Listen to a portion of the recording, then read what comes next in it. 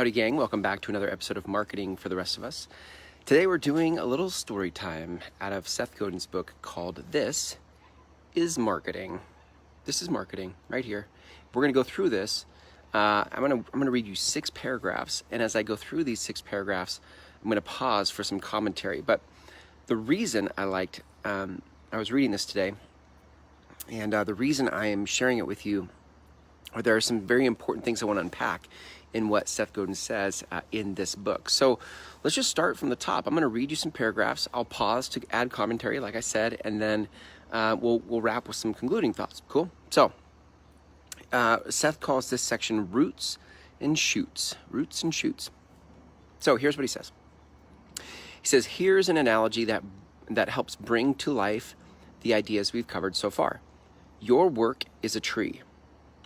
The roots of that tree live in the soil of dreams and desires. Not the dreams and desires of everyone, simply those you seek to serve. This is really important, right? Because as we start to get into the tribal economy, you got to realize that your marketing is not for everyone. Your marketing is for your tribe. And this is important because as I see some of you marketing, posting content, your content isn't specific enough. It's not rooted in the desires of the specific people. It's rooted in generic or general overarching desires, and that's not specific enough to pierce through the noise.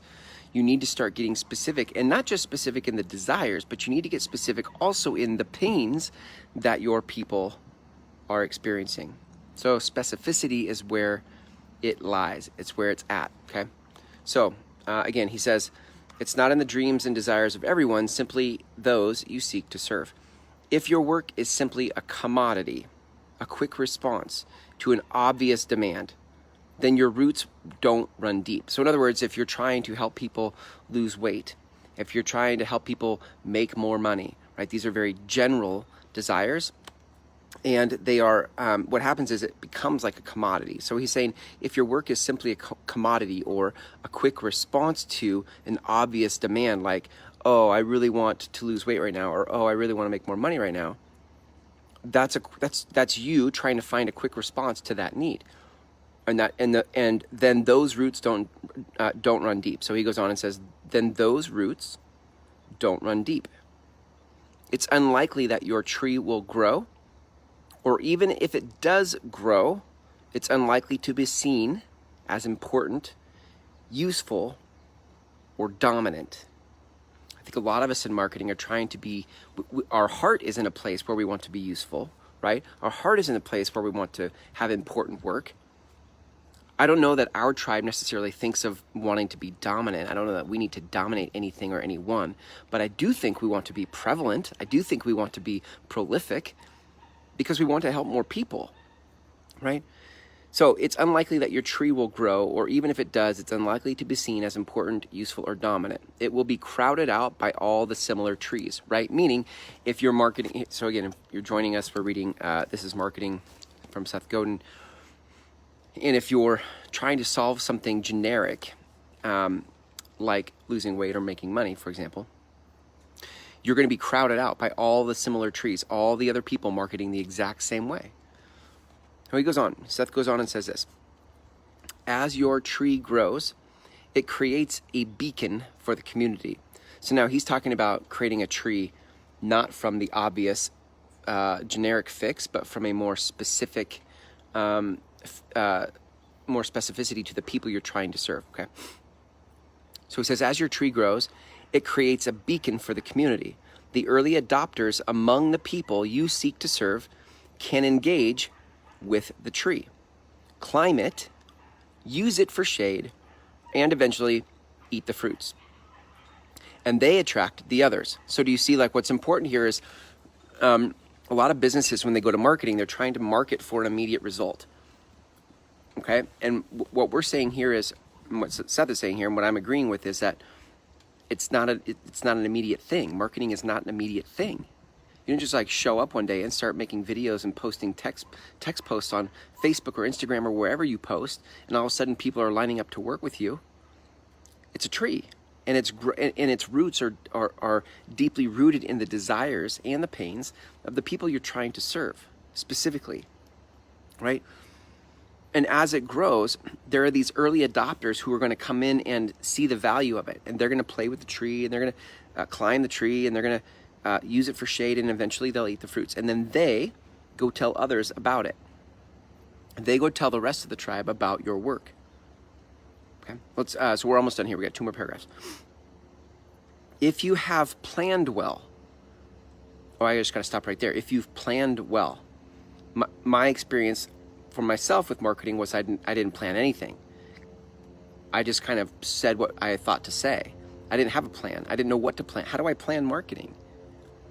There is a way, though, however, I've discovered, to plan marketing, right? It's helpful to have things like frameworks to help your mind think through what to say. It's not enough anymore to just be inspired. You need to take that inspiration and move it through a framework so that it is instructional, it's helpful, it's specific. Okay?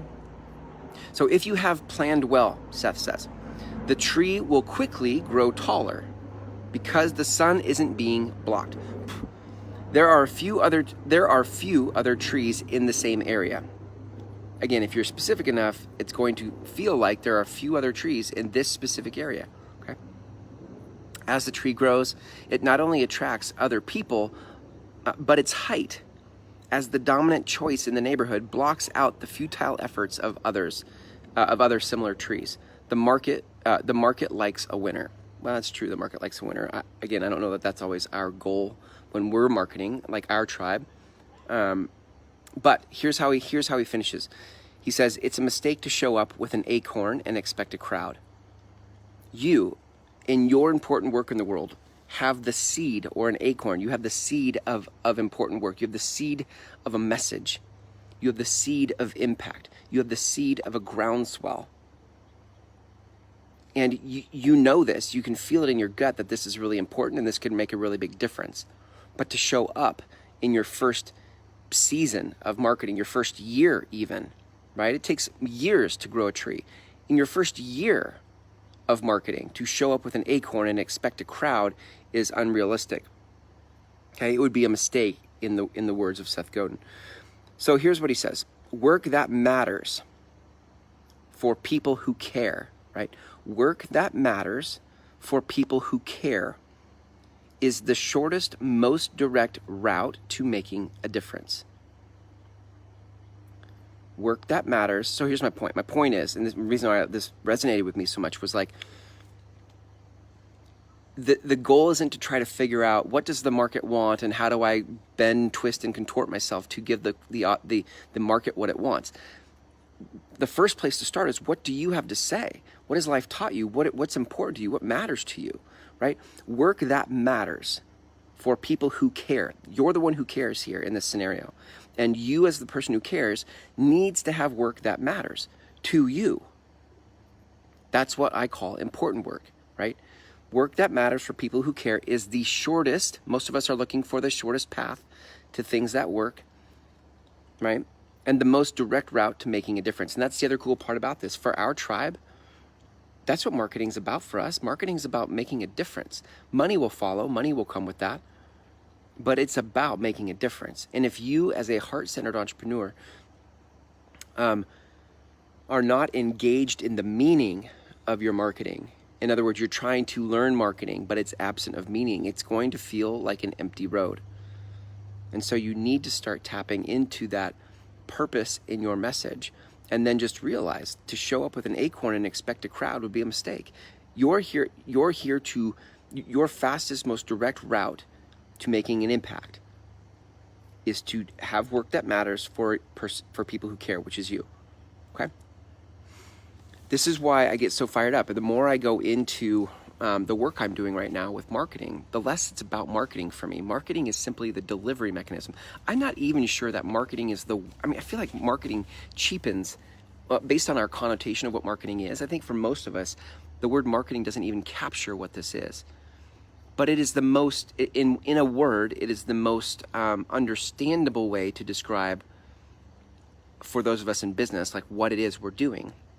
But I feel like we need to reinvent that word somehow, right? That's why I called the show Marketing for the Rest of Us. Like for the rest of us, the word marketing has a different meaning.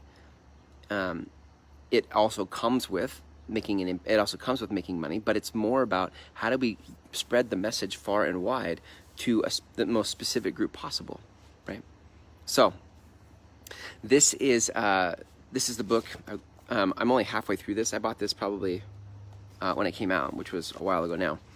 And it always takes me a while to get through Seth Godin's books because they're so chewy, you know. But I want you to think about that. If you want more help on how to find that important work, the conversation you want to lead in the world, right?